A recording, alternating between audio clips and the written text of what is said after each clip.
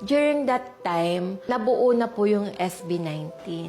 So nakapag-release na rin po sila ng first single nila noon, Tila Luha. Kung napanood nyo na po yung music video po noon, ang mas na-feature po kasi doon is mga Korean artist din po kasi hindi po yung grupo ng SB19. Hindi siya ganun tinangkilik ng mga tao. So, ilang taon po kayo? 22. When I was pregnant, nung kay Pao, kumakanta pa rin po ako sa church. Kaya din po siguro inclined talaga siya sa music kasi pinagbubuntis ko pa lang po siya. Umaawit na po sa Panginoon. Sinasabi ko nga sa kanila, Paolo is the fulfillment of my musicality. Hindi man nangyari sa akin, nangyari sa kanila. Parang si King David, di ba gusto niya yung siya yung magpatayo ng temple, pero hindi nangyari yun sa kanya. Nangyari yun kay King Solomon. Life is hard in general talaga. Kasi kami, medyo malaki yung family ko. We're a family of 7. In my heart, before pa ako pumasok ng college, gusto ko na talaga music yung kunin. Pero we don't have the resources to get that kind of yung education. Swerte nga ako kasi yung tuition ko nasa 600 lang, 700, 500. Sa State University ako pumasok. Pero ayun, thankfully nakapagtapos ako and then nagtrabaho ako immediately. Tapos yung in my heart, nandun kasi yung parang unfinished business na parang never mo matatakasan hanggat hindi mo sinusubukan or hindi mo pinapursue, hindi mo tinatry na abutin. Tapos nagtatrabaho ako for a year and then yun nga, nakita ko yung show BT na nag-hire sila ng professional performers.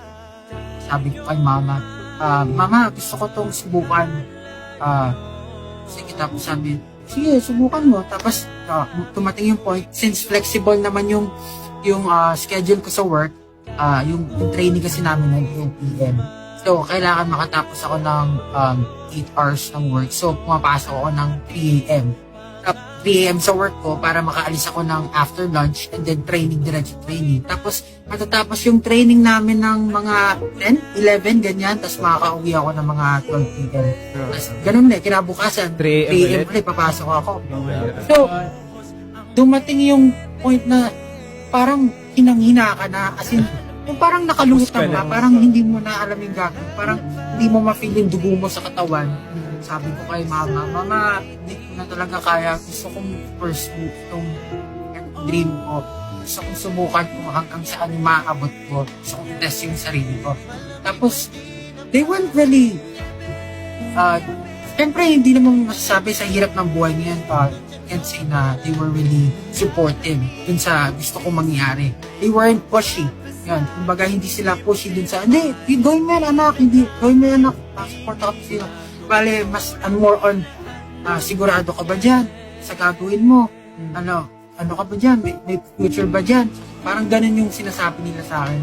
Well, I understand kasi nga, mahirap talaga ang buhay, pero sinugal ko pa rin. And yung staff sa training talaga, ang tagal namin nag-training, alam niya nila Josh, Linas din. Sobrang tagal. Tapos there were lots of times na talagang sumuko kami. At talagang nabuwag kami yung group namin kasi sobrang hirap na eh. As in, yun nga, parang naghahanap ka ng pera, hindi mo alam kung saan kukuha, pagod na pagod ka, hindi mo alam kung may pupuntahan ba yung pinaghihirapan mo, tama ba yung decision mo, 2 years na, wala ka pang napupunar, wala kang family. So, sobrang na-depress ako, kinwestiyon ko yung sarili ko. Talagang kinlost ko yung mundo ko sa lahat ng tao. Si Josh, lagi ako sinachat na, uy, kaya natin to, ganyan-ganyan. Pero hindi ko siya nirinat yan. Pero dumating din yung point na, parang nag-reply nga ako sa kanya na sabi ko, sige, babalik ako, parang ganyan-ganyan. Pero before that, parang sobrang depressed talaga ako, hindi ako makakain.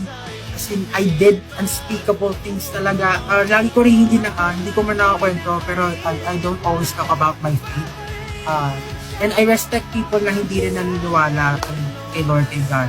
Pero in my life kasi, He's been so kind to me. Talagang, kung wala siya, hindi ako makakapagpatuloy. And, ayun, I'm not perfect. Like, I'm not perfect. No one's perfect. Marami akong shortcomings. I sin. Pero, I'm really thankful na nasa buhay ko siya. Kasi, hindi talaga ako makakapagpatuloy kung wala siya. Tapos, sabi ko si ma'am ko, Ma'am, mag-meet na lang kaya ako ng kao sa New Zealand. Ganun gagawin ko. Parang ganun mga bagay. Tapos, na-realize ko, hindi ko talaga kaya pakawalan yung dream ko, bumalik ako. Siguro, mga 3 years pa, 4 years bago makilala talaga yung grupo namin ng todo. And dun ko nasabi na, I'm blessed talaga na kasama ko tong mga tao na to, hindi ako sumuko. Tapos naabot namin pa unti-unti yung pangarap namin. Ayun, sana lang talaga magtuloy-tuloy pa. And sana, kasi hindi alam ng mga tao yung hirap na pinagdaanan namin. Kaya pag nakakarinig kami ng talagang matatak talaga sa isipan namin, lalo na siguro kay system yung pinaka, naiintindihan namin yung nararamdaman ng bawat isa. So, sana ma-realize din ng mga tao na pare-pares lang tayo ng gusto sa buhay. Nakamot natin yung mga pangarap natin, nag-work hard tayo for it. Sana makita ng tao kung gaano kami naghihirap. Siguro, kung makilala kami, mapakilala natin talaga yung Filipino music, yung OPM sa buong mundo. Ayun lang.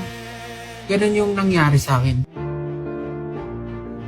I always pray for them na that they always need to keep their feet on the ground and continually, submitting to God, everything. Always seek the Lord's guidance, yung kung paano mo ipapamuhay yung buhay mo. And I know, kahit dumadating yung mga trials, kung kasama mo ang Panginoon, kaya mo mapagtagumpayan lahat.